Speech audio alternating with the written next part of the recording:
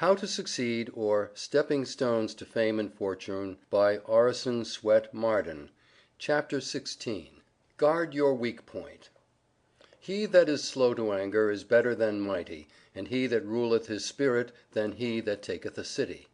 Bible. The first and best of victories is for a man to conquer himself. To be conquered by himself is of all things the most shameful and vile. Plato. The worst education, which teaches self-denial, is better than the best, which teaches everything else and not that. John Sterling. Most powerful is he who has himself in his own power. Seneca. The energy which issues in growth or assimilates knowledge must originate in self and be self-directed. Thomas J. Morgan. The foes with which they waged their strife were passion, self, and sin. The victories that laureled life were fought and won within. Edward H. Duart. "I'll sign it after a while," a drunkard would reply, when repeatedly urged by his wife to sign the pledge, "but I don't like to break off at once. The best way is to get used to a thing." "Very well, old man," said his wife, "see if you don't fall into a hole one of these days with no one to help you out." Not long after, when intoxicated, he did fall into a shallow well, but his shouts for help were fortunately heard by his wife. "Didn't I tell you so? It's lucky I was in hearing, or you might have drowned." He took hold of the bucket, and she tugged at the windlass, but when he was near the top her grasp slipped, and down he went into the water again. This was repeated until he screamed, "Look here, you're doing that on purpose, I know you are." "Well, now I am," admitted the wife. "Don't you remember telling me it's best to get used to a thing by degrees? I'm afraid if I bring you up sudden you would not find it wholesome." Finding that his case was becoming desperate, he promised to sign the pledge at once. His wife raised him out immediately, but warned him that if ever he became intoxicated and fell into the well again, she would leave him there. A man captured a young tiger and resolved to make a pet of it. It grew up like a kitten, fond and gentle. There was no evidence of its savage, bloodthirsty nature, and it seemed perfectly harmless. But one day, while the master was playing with his pet, the rough tongue upon his hand started the blood from a scratch.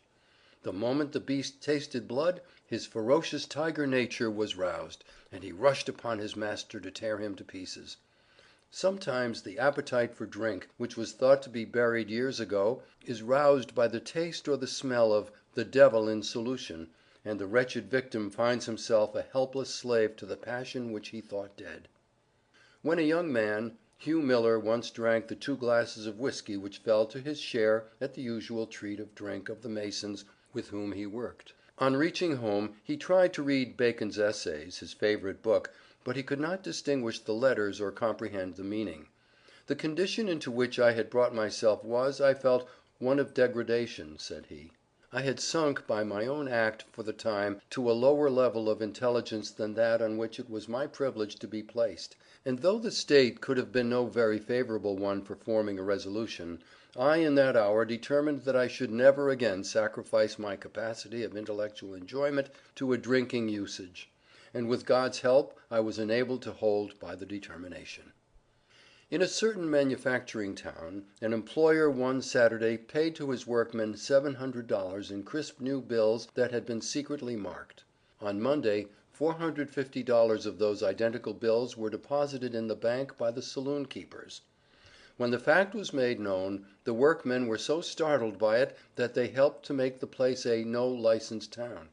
The times would not be so hard for the workmen if the saloons did not take in so much of their wages. If they would organize a strike against the saloons, they would find the result to be better than an increase of wages, and to include an increase of savings. How often we might read the following sign over the threshold of a youthful life: "For sale, grand opportunities for a song, golden chances for beer, magnificent opportunities exchanged for a little sensual enjoyment, for exchange, a beautiful home, devoted wife, lovely children, for drink. For sale, cheap, all the magnificent possibilities of a brilliant life, a competence, for one chance in 1,000 at the gambling table.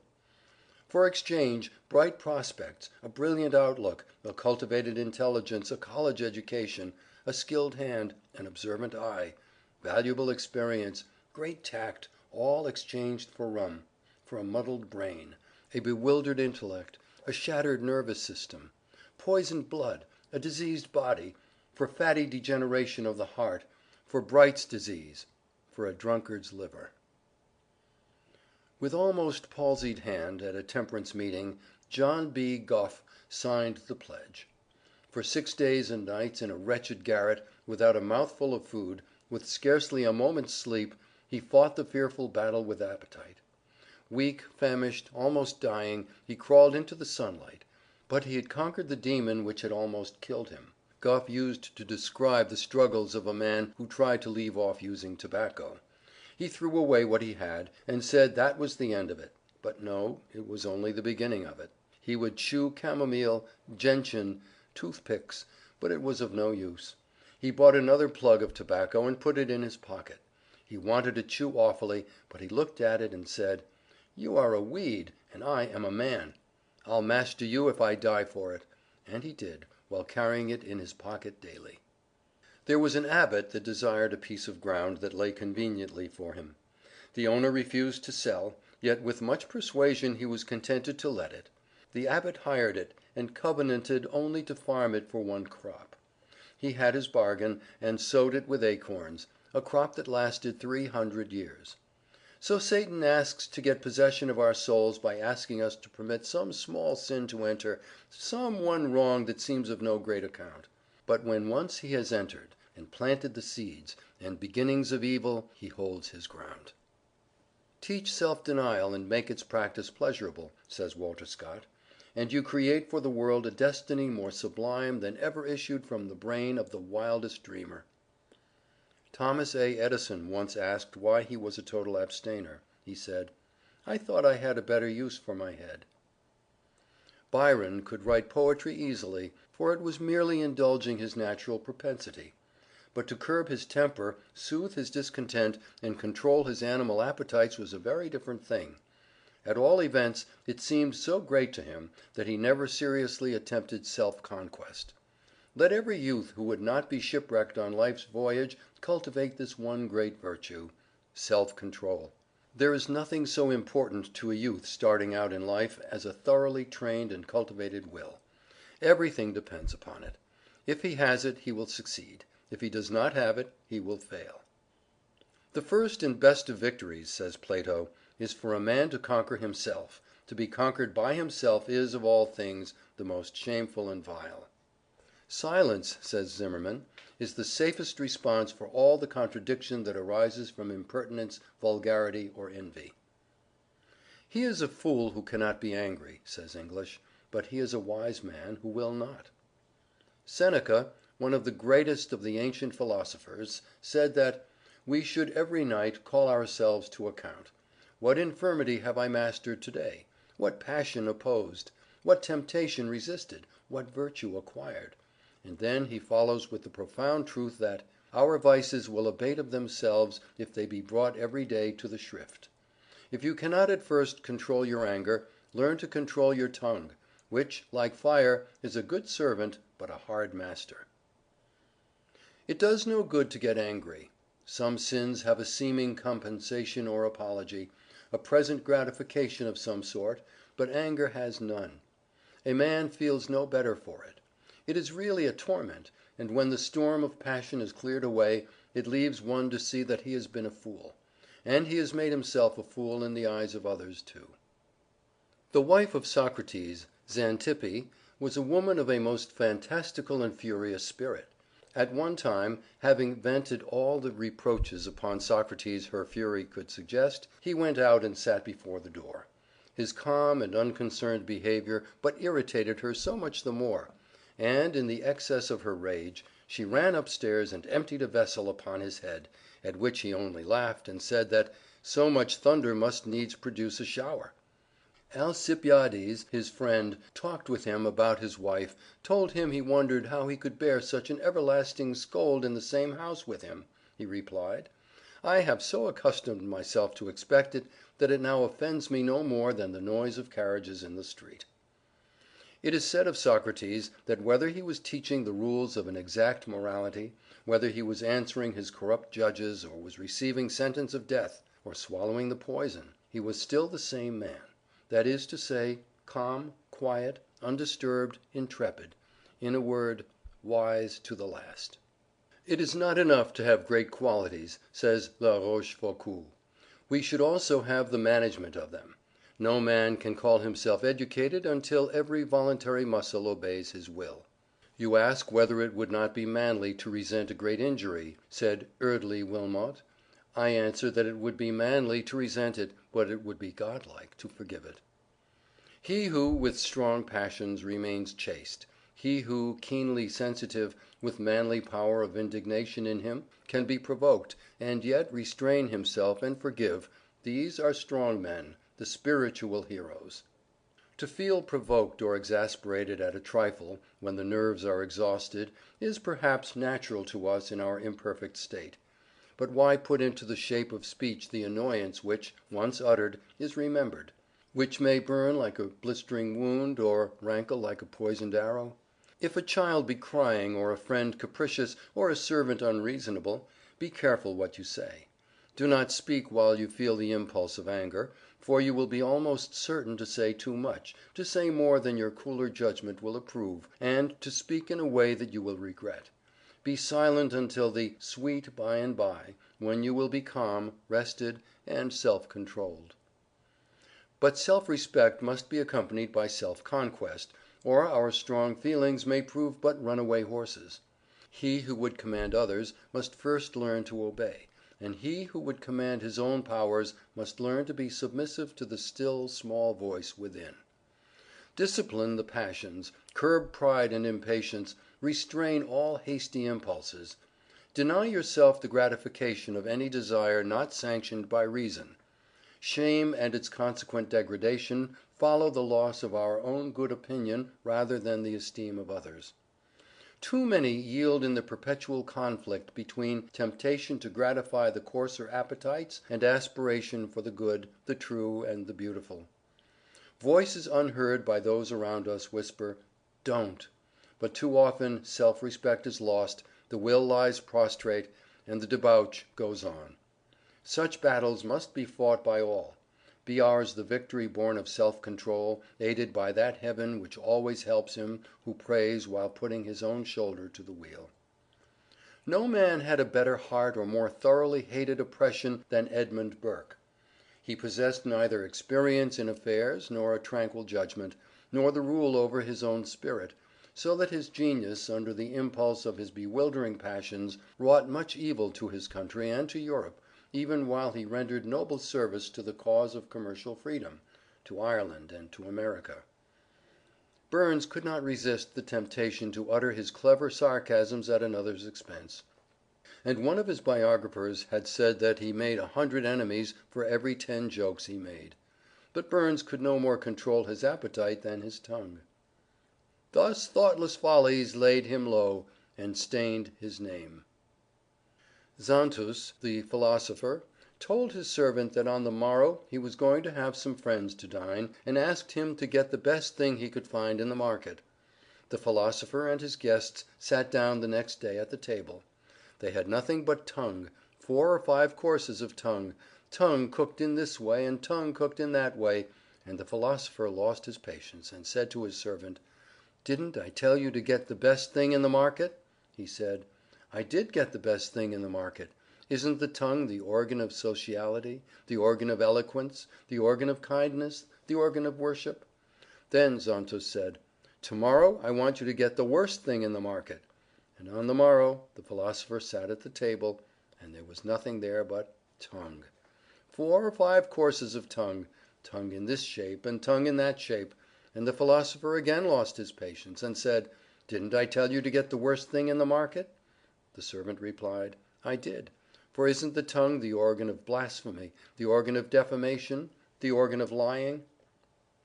"I can reform my people," said Peter the Great, "but I cannot reform myself." He forbade all Russians to wear beards, and to quell the insurrection which resulted.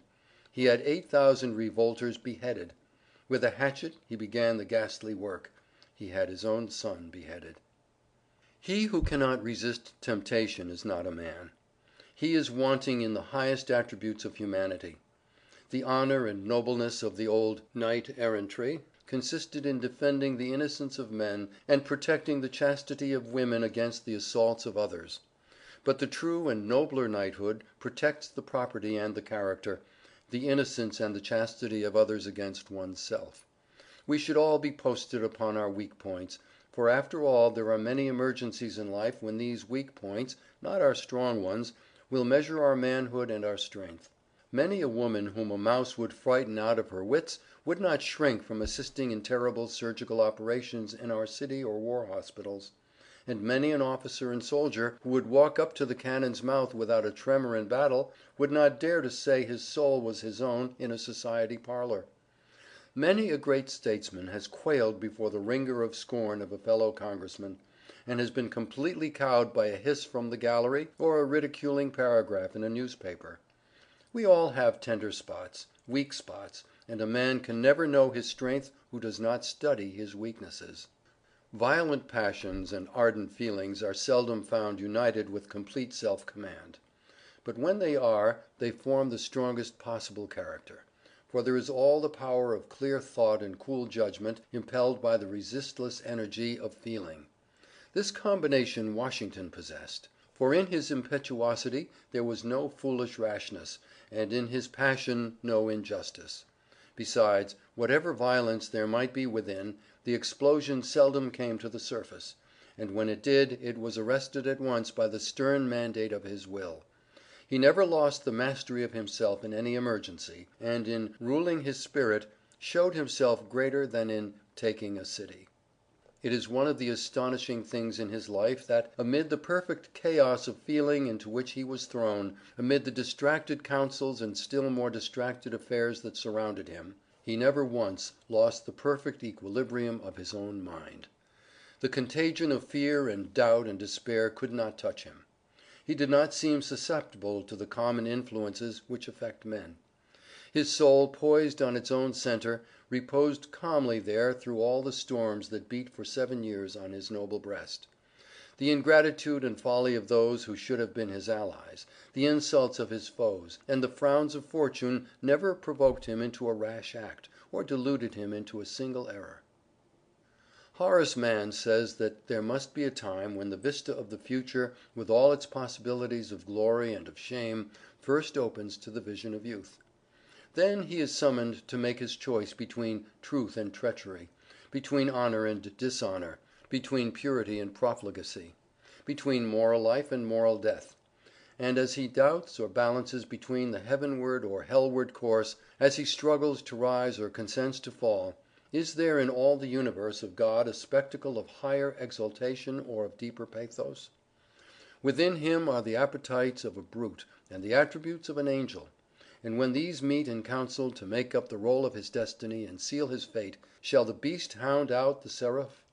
Shall the young man, now conscious of the largeness of his sphere and of the sovereignty of his choice, wed the low ambitions of the world, and seek, with their emptiness, to fill his immortal desires?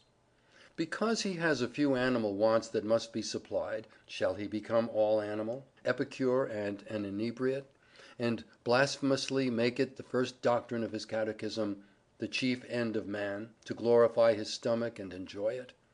Because it is the law of self-preservation that he shall provide for himself, and the law of religion that he shall provide for his family, when he has one, must he, therefore, cut away all the bonds of humanity that bind him to his race, forswear charity, crush down every prompting of benevolence, and if he can have the palace of equipage of the prince and the table of a sybarite, become a blind man and a deaf man and a dumb man when he walks the streets where hunger moans and nakedness shivers?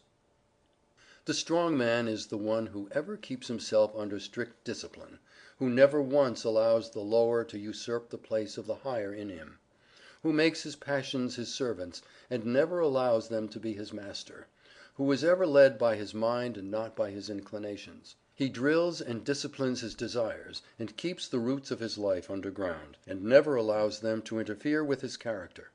He is never the slave of his inclinations, nor the sport of impulse. He is the commander of himself, and heads his ship due north even in the wildest tempests of passion. He is never the slave of his strongest desire. A noted teacher has said that the propensities and habits are as teachable as Latin and Greek, while they are infinitely more essential to happiness. We are very largely the creatures of our wills. By constantly looking on the bright side of things, by viewing everything hopefully, by setting the face as a flint every hour of every day toward all that is harmonious and beautiful in life, and refusing to listen to the discord or to look at the ugly side of life, by constantly directing the thought toward what is noble, grand, and true, we can soon form habits which will develop into a beautiful character, a harmonious and well-rounded life.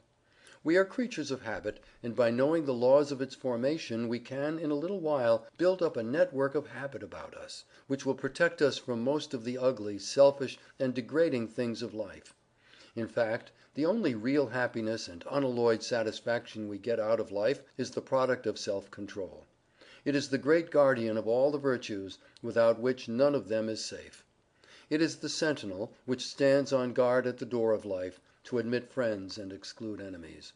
"I call that mind free," says Channing, "which jealously guards its intellectual rights and powers, which calls no man master, which does not content itself with a passive or hereditary faith, which opens itself to light whencesoever it may come, which receives new truth as an angel from heaven, which, whilst consulting others, inquires still more of the oracle within itself, and uses instruction from abroad, not to supersede, but to quicken and exalt its own energies. I call that mind free which is not passively framed by outward circumstances, which is not swept away by the torrent of events, which is not the creature of accidental impulse, but which bends events to its own improvement, and acts from an inward spring, from immutable principles which it has deliberately espoused. I call that mind free which protects itself against the usurpations of society, which does not cower to human opinion, which feels itself accountable to a higher tribunal than man's, which respects a higher law than fashion, which respects itself too much to be the slave or tool of the many or the few. I call that mind free, which, through confidence in God and in the power of virtue, has cast off all fear but that of wrongdoing, which no menace or peril can enthrall, which is calm in the midst of tumults, and possesses itself though all else be lost. I call that mind free which resists the bondage of habit, which does not mechanically repeat itself and copy the past, which does not live on its old virtues, which does not enslave itself to precise rules, but which forgets what is behind, listens for new and higher monitions of conscience, and rejoices to pour itself forth in fresh and higher exertions. I call that mind free which is jealous of its own freedom, which guards itself from being merged in others, which guards its empire over itself as nobler than the empire of the world. End of chapter 16. Recording by Lee Smalley.